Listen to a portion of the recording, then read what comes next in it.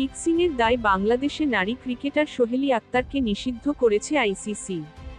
আজ এক সংবাদ বিজ্ঞপ্তি দিয়ে সব ধরনের ক্রিকেট থেকে তাকে 5 বছর নিষিদ্ধ করার কথা জানিয়েছে বিশ্ব ক্রিকেটের নিয়ন্ত্রক সংস্থা। নিজের বিরুদ্ধে আনা অভিযোগ ও শাস্তি মেনে নিয়েছেন সোহেলি। আইসিসির দুর্নীতি বিরোধী 5টি ধারা ভঙ্গ করেছেন সোহেলি। এর মধ্যে অন্যতম হচ্ছে একটি পক্ষের সঙ্গে চুক্তি করে ম্যাচের ফল, প্রক্রিয়াকে প্রভাবিত করা ও আন্তর্জাতিক ম্যাচে ইচ্ছে করে ভালো না খেলা।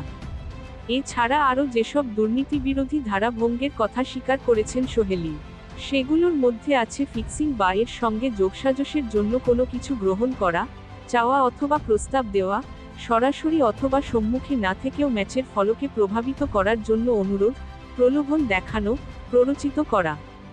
আকসুর দুর্নীতি দমন বিরোধী কোনো ধারা ভঙ্গ করে, এমন প্রস্তাব পেয়েও তা না জানাননি সোহেলি। তদন্তের কাজে দেরি করানো, প্রমাণ নষ্টের চেষ্টার অভিযোগও রয়েছে তার বিরুদ্ধে। 36 বছর বয়সী অফ স্পিনার সোহেলির এই নিষেধাজ্ঞার ব্যাপারে অবগত বাংলাদেশ ক্রিকেট বোর্ড বিসিবি। এ নিয়ে জানতে চাইলে বিসিবি পরিচালক ও নারী বিভাগের চেয়ারম্যান নাজমুল আবেদীন প্রথম আলোকে বলেন, যেহেতু সে শাস্তি মেনে নিয়েছে, এখন আইসিসির নিয়ম অনুযায়ী তা প্রয়োগ করা হবে। সর্বশেষ 2022 সালের এশিয়া কাপে বাংলাদেশ জাতীয় নারী ক্রিকেট দলের হয়ে খেলেছেন সোহেলি। 8 বছর বিরতির পর ওই টুর্নামেন্টের কিছুদিন আগে জাতীয় দলে ফেরেন তিনি।